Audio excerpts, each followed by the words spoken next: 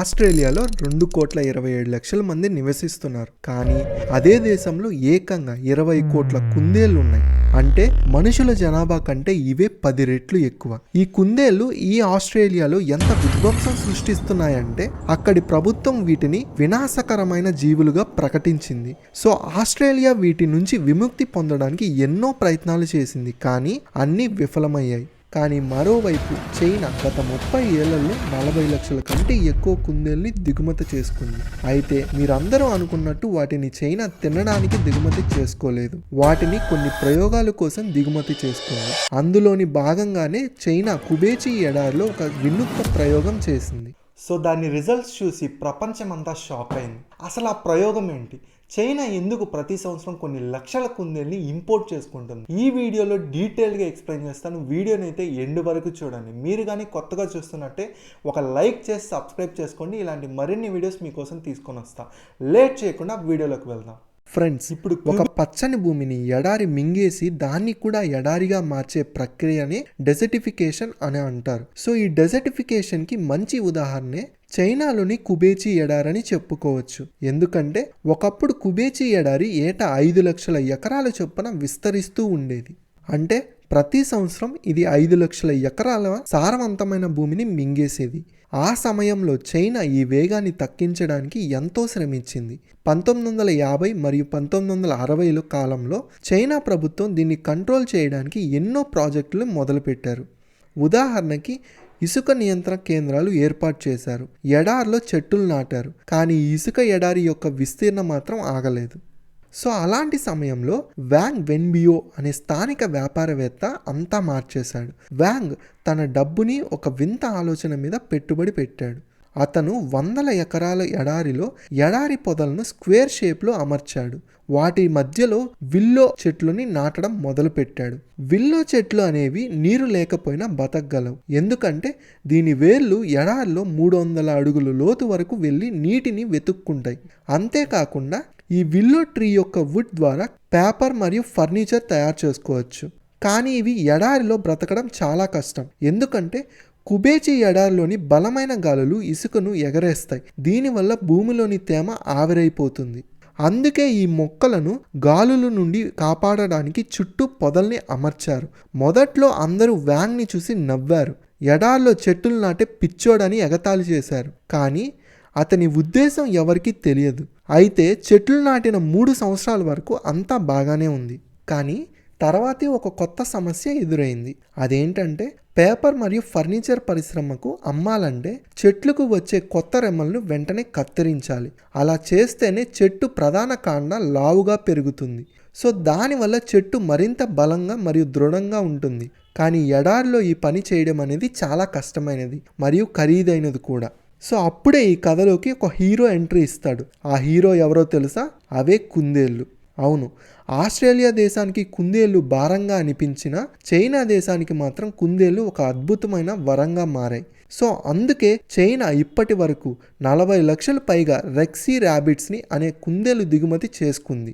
అయితే ఈ రెక్సీ ర్యాబిట్స్ అంటే ఏంటని ఆలోచిస్తున్నారా? రెక్సీ ర్యాబిట్స్ అనేవి ర్యాబిట్ జాతిలో చాలా ప్రత్యేకమైన జాతి. వీటి బొచ్చు చాలా మెత్తగా ఖరీదైనగా ఉంటుంది. దీనిని లగ్జరీ బట్టల్లో తయారీలో వాడుతారు. అయితే కుందేల్ని అసలు ఇక్కడ ఎందుకు తెచ్చారని మీరు అనుకుంటున్నారా? ఎందుకంటే కుందేలు యొక్క ఒక చిన్న అలవాటు కుబేచి ఎడారి పర్యావరణ వ్యవస్థని మొత్తం మార్చేస్తుంది. రెక్సా కుందేళ్ళు విల్లో చెట్ల నుండి వచ్చే కొత్త మరియు లేత కొమ్ములను తినడానికి ఇష్టపడతాయి. అవి ఆ కొమ్మలను తింటూ ఉండడం వల్ల చెట్టు ప్రధాన కాండ మరింత లావుగా మరియు దృఢంగా మారుతుంది. సో దీనివల్ల పేపర్ పరిశ్రమకు వీటిని ఎక్కువ ధరకు కొనుగోలు చేసుకోవచ్చు. అంటే కుందేలుకి ఆహారము దొరుకుతుంది, పేపర్ పరిశ్రమకి ముడి సరుకు దొరుకుతుంది. ఒకవైపు పర్యావరణం, మరొక వైపు ఆర్థిక వ్యవస్థ రెండూ లాభపడతాయి. కానీ ఇది కేవలం ఆరంభం మాత్రమే. ఎందుకంటే ఈ కుందేలు వల్ల ఎన్నో అన్ఎక్స్పెక్టెడ్ లాభాలు వచ్చాయి. అందులో మొదటిది విల్లో చెట్లు యొక్క వేర్లు 300 అడుగుల లోతుకు వెళ్లడం వల్ల ఇసుక బలంగా చేకూరింది. దీనివల్ల బలమైన గాలులు వీచినా ఇసుక ఎగిరిపోలేదు. లోపల తేమ ఆవిరి కాకుండా ఉండడం మొదలుపెట్టింది. సో అదే సమయంలో కుందేళ్లు తమ అసలు పని మొదలుపెట్టాయి. సో ప్రతిరోజు కుందేళ్లు విల్లో చెట్ల యొక్క లేత కొమ్ములను తిన్న తర్వాత అవి విసర్జితం చేయడం మొదలుపెట్టాయి. సో ఆ విసర్జితం అనేది ఈ చెట్టుకి ఒక అద్భుతమైన ఎరువుగా మారింది.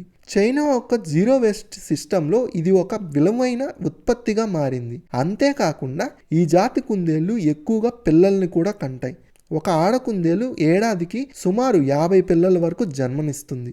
కుందేళ్లు పెరిగే కొద్దీ వాటి మలం కూడా పెరుగుతుంది. సో దీనివల్ల ఆ ఎడారి ప్రాంతం కొన్ని రోజుల్లోనే సారవంతంగా మారడం మొదలైంది. చూస్తూ ఉండగానే ఇసుక భూములు పొలాల్లా మారిపోయాయి.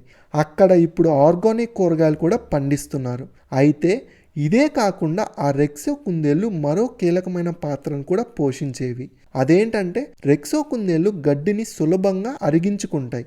కానీ వాటిలో ఉన్న గడ్డి విత్తనాల్ని మాత్రం అవి అరిగించుకోలేవు. సో దానివల్ల ఆ విత్తనాల్ని మలం రూపంలో మళ్ళీ బయటికి వచ్చేస్తాయి. సో ఆ విత్తనాలు కొంతకాలానికి గడ్డిలా మారి ఎడారి మొత్తం విస్తరిస్తూ ఉంది. అంటే కుందేళ్లు కేవలం చెట్లని కాపాడమే కాకుండా విత్తనాలని ఎడారి మొత్తం విస్తరించేలా చేశాయి.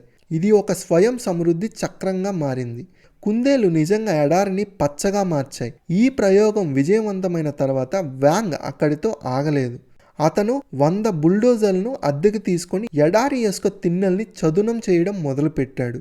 గోతులను పూడ్చి భూమిని సమానంగా చేసి అక్కడ కూడా విల్లో చెట్లను నాటాడు. ఈ సమయంలోనే స్థానికులకు రెక్సో కుందేల్ని పెంచమని సలహా ఇచ్చాడు. చైనా ప్రభుత్వం సహాయంతో లక్షల కుందేల్ని తెప్పించి స్థానిక ప్రజలకి పంచాడు. సో ఇప్పుడు ప్రతి ఇంటికి కుందేళ్లు ఒక పెంపుడు జంతువులా మారిపోయాయి. సో ఈ ప్రాజెక్ట్ సుమారు 10 సంవత్సరాల వరకు సక్సెస్ఫుల్గా జరిగింది. సో ఈ ప్రాజెక్టు వల్ల ఎడారి యొక్క రూపురేఖలే మారిపోయాయి. ఒకప్పుడు ఇసుక తప్ప ఏమీ లేని చోట ఇప్పుడు పూర్తిగా పచ్చదనంతో నిండిపోయాయి. అయితే కుబేచి ఎడారి మొత్తం 18,600 చదరపు కిలోమీటర్ల విస్తరించి ఉంది. సో ఈ ప్రాజెక్ట్ తర్వాత ఐక్యరాజ్య సమితి ఒక నివేదిక ప్రచారించింది. ఆ నివేదికలో ఏముందంటే కుబేచి ఎడారిలో 33% అంటే 6,250 చదురపు కిలోమీటర్లు భూమి పచ్చగా మారిపోయింది. సో దీనివల్ల కుబేచి ఎడారిని ఇప్పుడు సీ ఆఫ్ డెత్ అని పిలవడం బదులుగా పర్యావరణ అద్భుతం అని పిలుస్తున్నారు. ఇక్కడ కేవలం పర్యావరణమే కాదు, ప్రజల జీవితాలు కూడా మారాయి. చైనా ప్రభుత్వం ఇక్కడ 3 బిలియన్ల యువాన్లు అంటే సుమారు $400 మిలియన్ల పెట్టుబడి పెట్టి కొత్త గ్రామాలని నిర్మించింది. అంతేకాకుండా ప్రజలకి ఉపాధి కూడా కల్పించింది. సో ఈరోజు లక్షల ఎకరాల్లో ప్రజలు ఉపాధి పొందుతున్నారు. 2000 కంటే ఎక్కువ ఫార్మ్స్ నడుస్తున్నాయి. ఏటా 30 లక్షల రెక్సో కుందేల్ని విక్రయిస్తున్నారు. ఒక రైతు సగటు వార్షిక ఆదాయం $4,000 నుండి $9,600కి చేరుకుంది. అంటే ఒకప్పుడు వెడారని వదిలి వెళ్ళిన వాళ్ళు ఇప్పుడు అదే ప్రదేశంలో ధనవంతులయ్యారు. సుమారు 1,00,000 మంది జీవితాలు ఈ కుందేళ్ళ వల్ల మారిపోయాయి. అయితే అంతా విన్న తర్వాత మీ అందరికీ ఒక డౌట్ రావచ్చు. కుందేలు ఎడారిని పచ్చగా మార్చగలిగితే ఆస్ట్రేలియాలో అవి ఎందుకు ప్రమాదకరంగా మారాయి అనే డౌట్ మీకు రావచ్చు. అయితే నిజానికి ఆస్ట్రేలియాలో 1859 వరకు అసలు కుందేళ్ళు ఉండేది కాదు. కానీ ఒక బ్రిటిష్ వ్యక్తి కేవలం 24 కుందేళ్లను వేట కోసం ఇక్కడ వదిలాడు. 70 ఏళ్ళ తర్వాత వాటి జనాభా ఎంత పెరిగిందంటే అవి అదుపు తప్పాయి. ఆస్ట్రేలియాలో కుందేళ్లు స్వేచ్ఛగా పెరుగుతాయి, కానీ చైనాలో వాటిని నియంత్రిత పద్ధతిలో పెంచుతున్నారు. అందుకే ఆస్ట్రేలియాలో కుందేళ్లు ఒక శాపం అయితే చైనాలో ఒక వరంగా మారాయి. కుబేచి ఎడారి కథ ఇక్కడితో ముగిసిపోలేదు. ఇక్కడే జున్మో సోలార్ పవర్ ప్లాంట్ అనే ప్రపంచంలోనే అతిపెద్ద సోలార్ పవర్ ఇమేజ్ని నిర్మించారు. 6,000 ఎకరాల్లో 50 లక్షల సోలార్ ప్యానల్స్తో దీన్ని ఏర్పాటు చేశారు. ఇది అంతరిక్షం నుండి చూస్తే పరిగెత్తే గుర్రంలా కనిపిస్తుంది. 2022 నాటికి ఈ ప్లాంట్ 2.3 బిలియన్ కిలోవాట్ల విద్యుత్ని ఉత్పత్తి చేస్తుంది. దీనివల్ల చైనా 7,60,000 టన్నుల బొగ్గుని ఆదా చేసింది. అయితే ఈ పవర్ ప్లాంట్ కేవలం విద్యుత్తుని మాత్రమే తయారు చేయదు, ఇది ఎడారీకరణతో కూడా పోరాడుతుంది. ఎందుకంటే ప్యానల్స్ కింద సూర్యరశ్మి నేరుగా పడదు. సో దానివల్ల ఎడారిలో ఉన్న తేమ అంతా వేగంగా ఆవిరి అవ్వదు. సో దీనివల్ల అక్కడి గడ్డి పెరగడం మొదలవుతుంది. సో ఆ గడ్డిని కోయడానికి మళ్ళీ రెక్సో కుందేల్నే వాడుతారు. ప్యానల్స్ వల్ల గాలుల వేగం కూడా 50% తగ్గిస్తుంది. దీనివల్ల భూమి తనంతట తానుగా సారవంతంగా మారుతుంది. ఇప్పుడు క్యూబికీ ఎడారిలో చూస్తే మనకి పక్షులు, బాతులు, కుందేలు ఇలా రకరకాలు అన్నీ కలిసి ఉన్నట్టు కనిపిస్తుంది. ఒకప్పుడు దీన్నే మృత్యు సాగరం అని పిలిచేవారు, కానీ ఇప్పుడు అది జీవసాగరం అయింది. ఇదంతా ఒక చిన్న కుందేలు పిల్లని సరైన పద్ధతిలో వాడడం వల్ల జరిగింది. ఐరోపా మరియు అమెరికా దేశాలు కూడా ఈ పద్ధతిని పాటించాలని చాలా ప్రయత్నిస్తున్నాయి. చైనా వేస్ట్ని కూడా ఇప్పుడు గోల్డ్గా మార్చింది.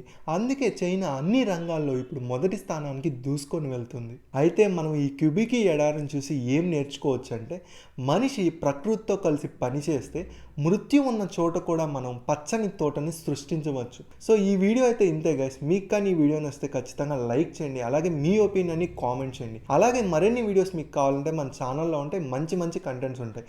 కొత్తగా చూసే వాళ్ళు సబ్స్క్రైబ్ చేసుకోండి. ఇంతవరకు వీడియో చూసారు కాబట్టి చాలా థ్యాంక్స్ ఫర్ వాచింగ్.